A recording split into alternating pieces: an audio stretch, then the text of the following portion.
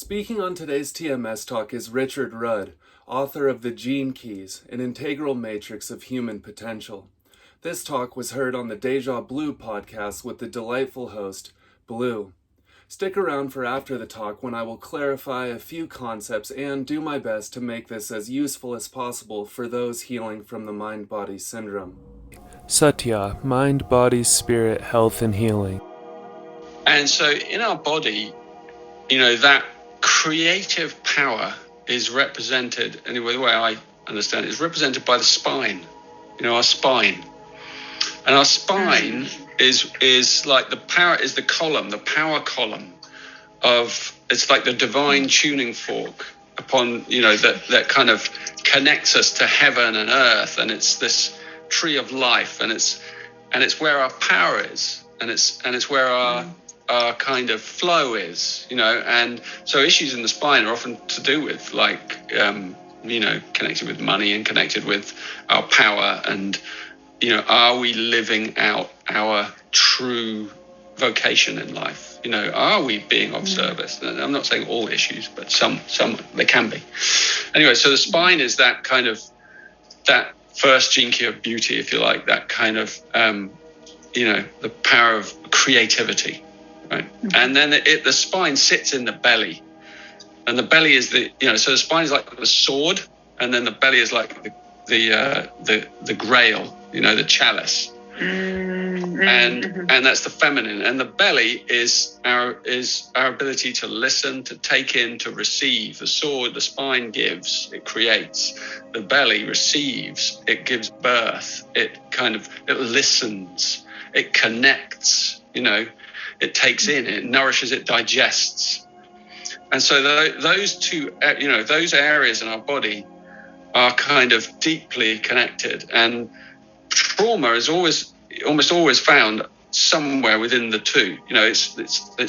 Deep trauma is usually lodged in the belly, in the solar plexus, or somewhere down there. And then it's kind of transferred into the spine. I say this as many years as a body worker who specialized on working in that area on the belly. And I learned this. And my hands became very adept at finding these deep, deep traumas that were kind of lodged in us in childhood. Anyway, then the thing that connects the two is the breath, our breath. And the breath is the kind of secret. Breath is the link that links everything together. So the deeper we breathe, the more prosperous we are. But again, we come back to that first question of trauma, because, we have to release the traumas of our life in order to start to breathe more deeply again. And that's why we have to listen to the challenges that come into our life, whether they're financial, whether they're relationship, whatever they are, and transform ourselves, let ourselves be transformed by those challenges, so meet them head on creatively, meet them with a flexible spine, not with a stiff kind of defensive kind of closed belly. So we have to learn to open to life. We have to learn to open to criticism sometimes, and we have to learn to stand up for ourselves sometimes with the spine, and we have to learn to listen and hear things and self-awareness and all these things. And then we learn to breathe. And this is the whole process of learning to prosper. We have to prosper inside ourselves, and we prosper through our breath. I have this wonderful Latin state. You went to classical education, didn't you? It's spiro ergo prospero. I love it. I coined it. It means I breathe, therefore I prosper. And it's the foundation of prosperity. If you breathe, you are prospering. If you're alive, there's a part of life prospering somewhere. Even if you're like curled up on the floor in a misery, there's still a little part of life alive, trying to prosper through you. A little ember that just needs some. Come on, let's get it going. Come on, let's give a bit away. And then it slowly grows, and that ember becomes, the love in you starts to wake up, and that's the spiritual journey, of course. And then we give more away, and then we give more away, and more comes, and we give more away, and more comes. And it comes from the strangest ways. First, I would like to touch on the idea that trauma is stored in the body, and also on healing modalities such as bodywork that are seemingly geared towards the physical body itself. It has been useful for me to remember that, as Candace Pert once pointed out, the body is the unconscious mind.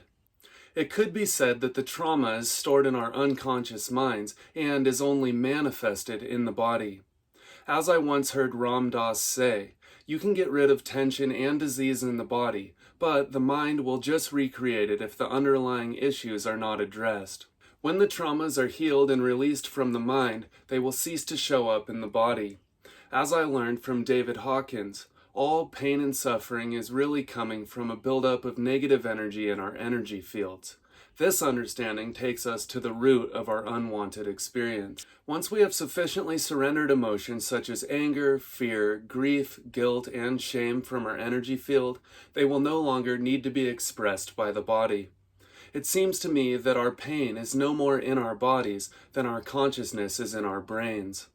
When Steve Ozenich was asked what the single most important tool is for those healing from chronic pain, he responded, conscious breathing. It is the doorway to the autonomic nervous system. This talk did a great job of pointing out that healing and releasing past traumas goes along with learning to breathe deeply. I found that in the early stages of healing from TMS, it was nearly impossible for me to focus on my breathing. It was only as I began to release past traumas and make the necessary changes in my life that I was able to calm down enough to start breathing again.